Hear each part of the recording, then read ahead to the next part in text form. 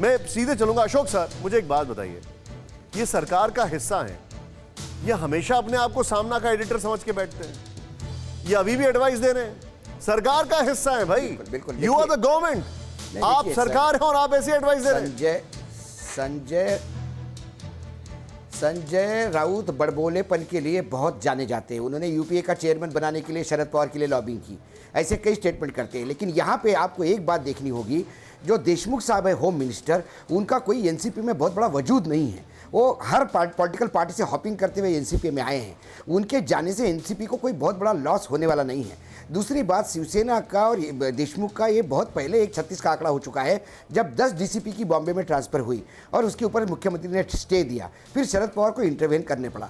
मैं बार बार कह रहा हूँ कि एनसीपी कभी भी इस देशमुख के लिए अपना इज्जत का सवाल नहीं बनाएगी, क्योंकि उनको मालूम है देशमुख कोई इतना हार्डकोर नेता नहीं है और इतना बड़ा मास लीडर नहीं है जिसके वजह से पार्टी को कोई नुकसान हो। हाँ, पार्टी की छवि थोड़ी सी निखर के ही आ सकती है कि मंत्री पे जैसा अजित पवार पे इस्तीफा हुआ था वैसा इसका इस्तीफा होना।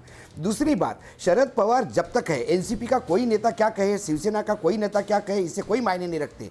इस पूरी सरकार में महाविकास आघाड़ी की शरद पवार के शब्द मायने रखते हैं। यदि शरद पवार ने बोला कि सरकार तकलीफ में है तो सरकार जाएगी, और यदि उन्होंने बोला कि सरकार नहीं जाएगी तो फिर सरकार टिकेगी, ये बात पक्की है। क्योंकि आरोप प्रत्यारोपों से आपके आंकड़े नहीं बदलते। ऐसे आरोप प्रत्यारोप हर राज्य में हर सरकारों पे होते आ रहे हैं, लेकिन सरकारें नहीं बदली, बराबर है। क्योंकि उन्होंने ये भी कहा कि विपक्ष का काम है सवाल उठाना। विपक्ष यदि इस्तीफा मांगता है तो कोई गलत नहीं करता, क्योंकि वो विपक्ष की भूमिका निभा रहे हैं, ये भी शरद पवार ने बोला।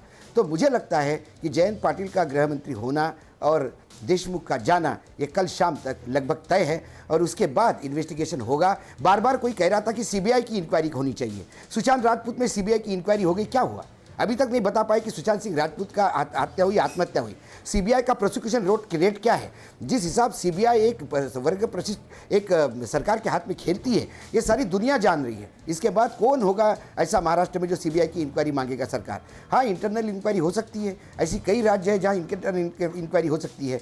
दूसरी बात, सीबीआई की इंक्वायरी महाराष्ट्र नहीं मांग सकता। उन्होंने एक अध्यादेश, उन्होंने एक ठराव पास किया है जिसमें उन्होंने कहा कि सीबीआई हमारे यहाँ नहीं आ सकती। इसीलिए नेशनल इन्वेस्टिगेशन एजेंसी ने एंट्री की है, और एनआईए जो रिपोर्ट लिखेगी उसमें से बहुत सारे स्केलेटन्स बाहर आएंगे। उसमें कई अधिकारी जाएंगे, कई नेताओं पे भी छींटे आएंगे। वो नेता अपने आप को कैसा बचाएंगे ये तो समय बताएगा। आप जो बता रहे हैं ये बात इंटरेस्टिंग है। आपकी सेहत आपकी बात, देखिए कैसे रहें फिट मेरे साथ। खान पान, स्ट्रेस, डिप्रेशन पर अब जरूरी है बात। मैं हूं doctor Shikha Sharma. TV9 digital पर देखिए मेरे साथ। आप फिट तो सब हिट।